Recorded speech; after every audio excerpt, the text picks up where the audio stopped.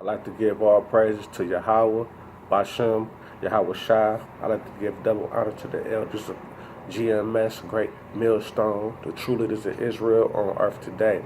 I'd like to send salutations to the hopeful elect, pushing this truth in all four corners of the earth. I got just a quick lesson. We are the Israelites. Now, the Bible say prove all things. So I'm going to try to prove this with Bible scriptures plus a little bit of history. Now I'm going to start off with Deuteronomy 11 and 26. It says, Behold, I set before you this day a blessing and a curse. A blessing is a good thing and a curse is a bad thing. A blessing if ye obey the commandments of the Lord your God, which I command thee this day. And a curse if ye will not obey the commandments of your Lord your God, but turn aside out of which I command you this day to go after other gods, which ye have not known. So Moses set before us a gift, a blessing, and a curse. If we were to keep the commandments, it'd be a blessing. If we didn't, it'd be a curse. So who is the cursed people on earth today? Negroes, Latinos, Native American Indians, Seminole Indians. That's why we're on the bottom of every city. That's why we last hired but the first fired.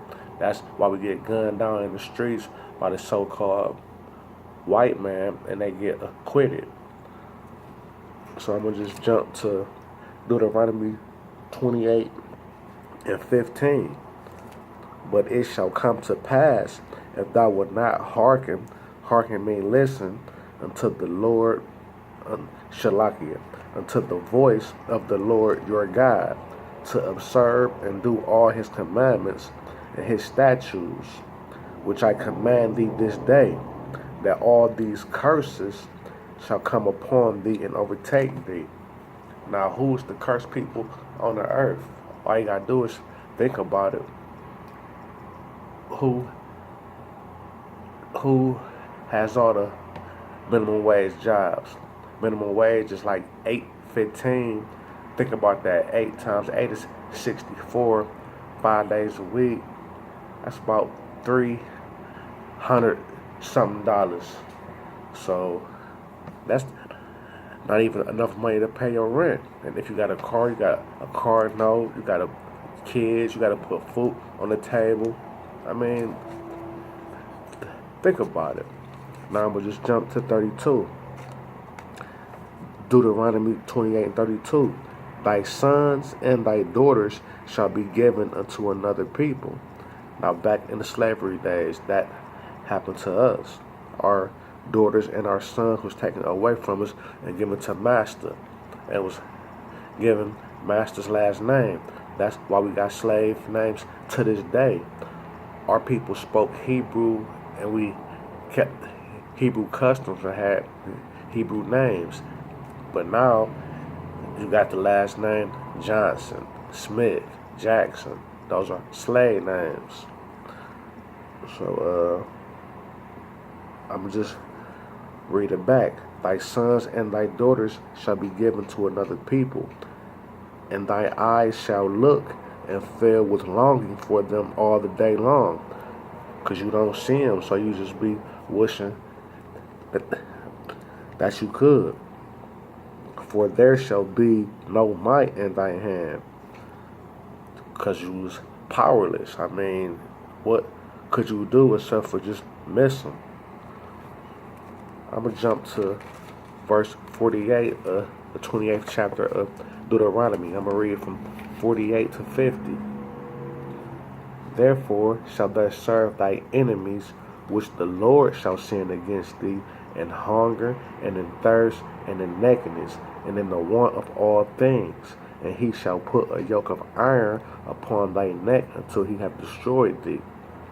Now I'm going to break it down. Therefore shalt thou serve thy enemies. Who are we serving? The so-called white man and hunger.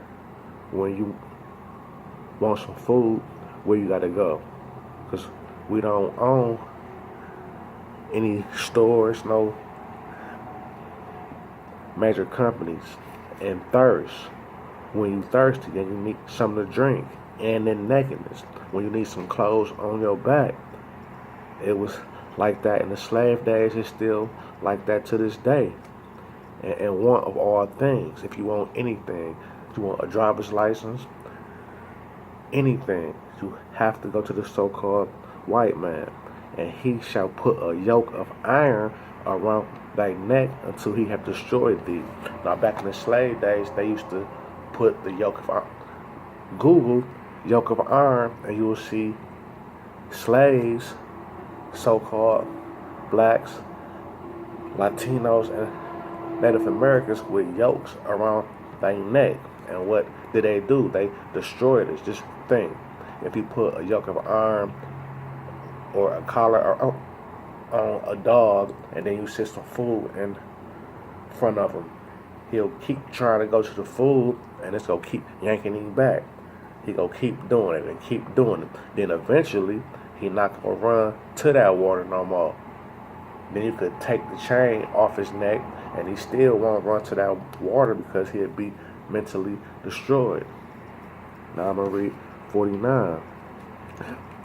The Lord shall bring a nation against thee from far, from the end of the earth, as swift as the eagle flieth, a nation whose tongue thou shalt not understand.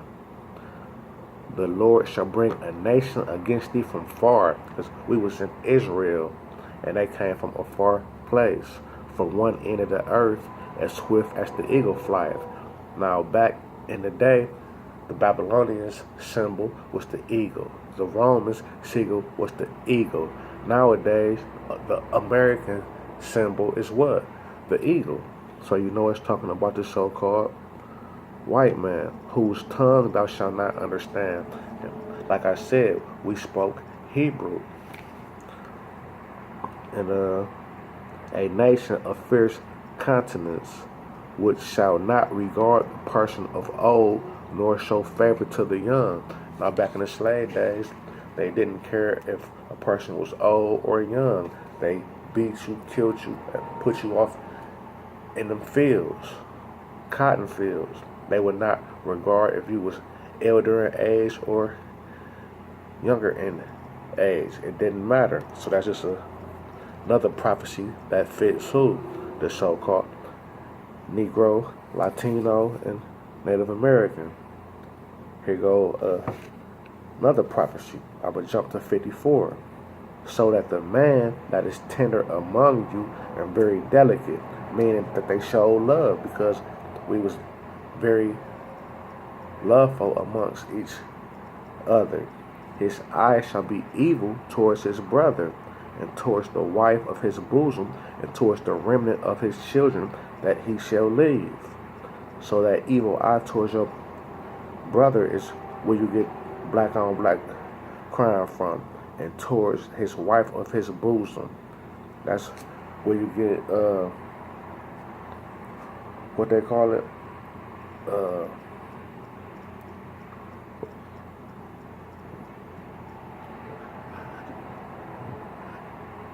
You know what I'm saying? It's slipped my mind. And towards the remnant of his children, which he shall leave.